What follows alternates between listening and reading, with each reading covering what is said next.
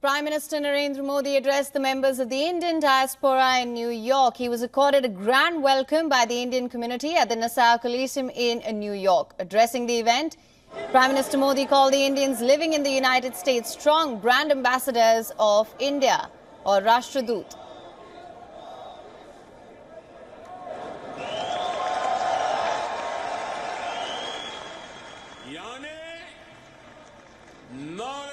The Indian Prime Minister added that wherever he goes in the world, every leader praises the Indians. He hailed India as the land of opportunities and added that the country no longer waits for opportunities anymore, but creates them. हम उस देश के वासी हैं जहां सैकड़ों भाषाएं हैं, सैकड़ों बोलियां हैं, दुनिया के सारे मत है, पंथ है, फिर भी हम एक बनकर, नेक बनकर आगे बढ़ रहे हैं. The Prime Minister touted India's technological advancements, saying that India's 5G market is bigger than America and that this was achieved within a short span of 2 years. He also informed that India is working on Made in India 6G. Prime Minister Modi also tweaked AI to outline the strengthening American-Indian ties. दुनिया के लिए AI का मतलब है artificial intelligence, लेकिन मैं मानता हूं कि AI का मतलब है अमेरिकन इंडियन.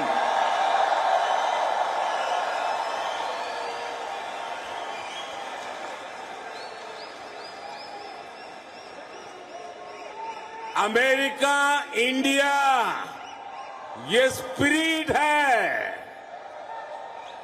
और वही तो नई दुनिया का AI पावर है.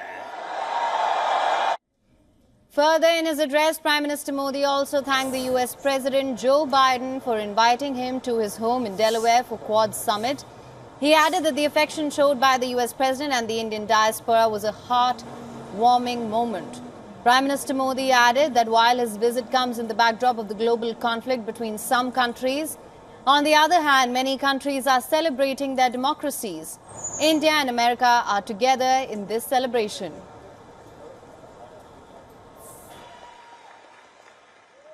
साथियों, 2024 का ये साल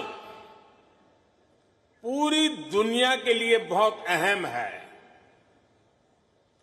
एक तरफ दुनिया के कई देशों के बीच संघर्ष है, तनाव है, तो दूसरी तरफ कई देशों में डेमोक्रेसी का जश्न चल रहा है.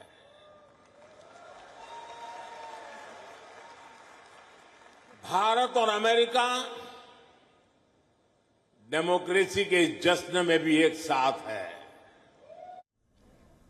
While in New York, the Prime Minister also met with CEOs of leading global companies at a roundtable discussion. Prime Minister also held a series of bilateral meetings beginning with the Crown Prince of Kuwait. He also met Nepal's Prime Minister KP Sharma Oli and Palestinian President Mahmoud Abbas at the Lotte New York Palace Hotel. While in New York, Prime Minister Modi will also attend the Summit of the Future at the United Nations. UN Secretary General Antonio Guterres called it a once-in-a-generation UN summit. Prime Minister traveled to New York from Philadelphia on Saturday to attend the community event. He reached the hotel to a warm welcome by the members of the Indian community, who chanted slogans, waved Indian flags and took selfies with the Indian Prime Minister.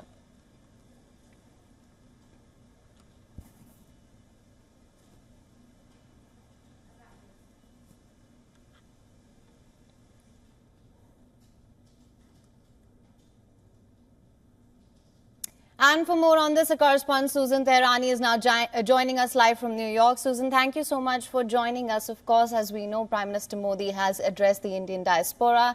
How have his engagements in the United States been received so far?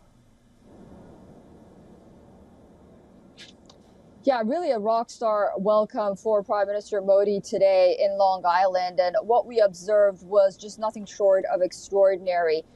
About 14,000 people gathered at Nassau Coliseum to see the Prime Minister. We talked to some of the people that were attending from all over the United States, Indian Americans, the diaspora community, of course. They said they're here to see Prime Minister Modi speak because his speeches are usually very motivational. It's an opportunity for them to be in the same room, in the same hall as the Prime Minister.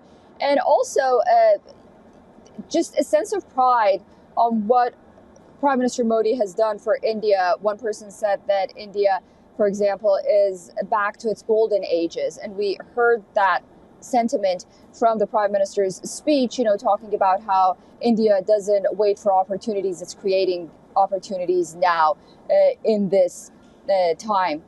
So, it was very nice. It was very organized, the organizers, but it was also very crowded and very cheerful at the same time.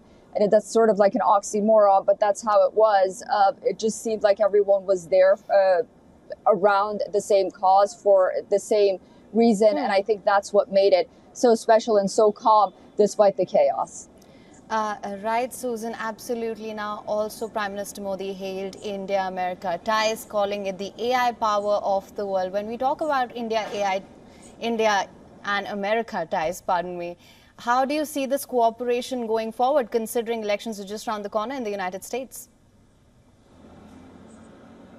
Yeah, that's a very valid point. But we do know that if former President Donald Trump is elected, he has very good relationships with Prime Minister Modi.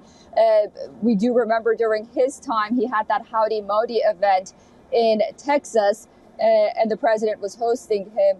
And, he's a very big fan of the Quad as well. He revived the Quad in 2017 and brought it to a higher level. And then, of course, President Biden brought it to the leaders level for the meetings, for the leaders to meet. And during his presidency, 4 times those leaders met. Indian-American ties are only going to grow stronger, even, again, not just the former president, but if Kamala Harris is elected as well. First of all, it's to the benefit of the United States. It's to U.S. interests. And second of all, one can't help but wonder, Kamala Harris having Indian origins, there will be a sentiment there that can't be denied as well.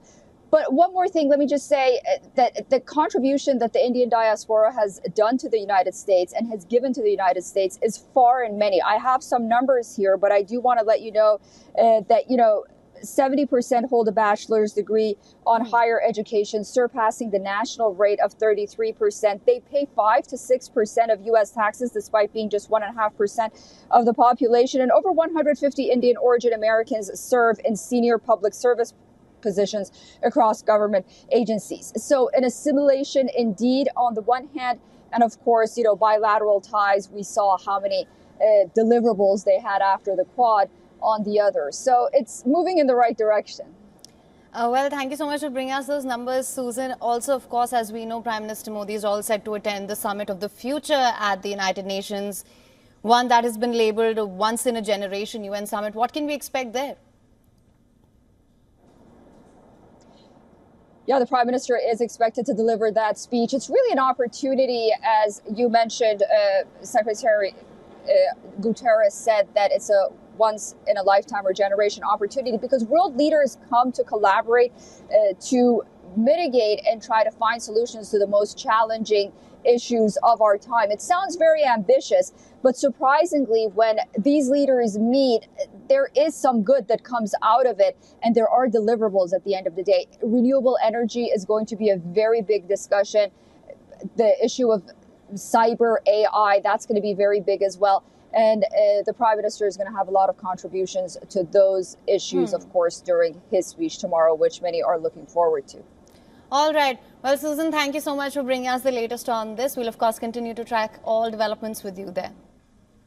For latest news, download the WION app and subscribe to our YouTube channel.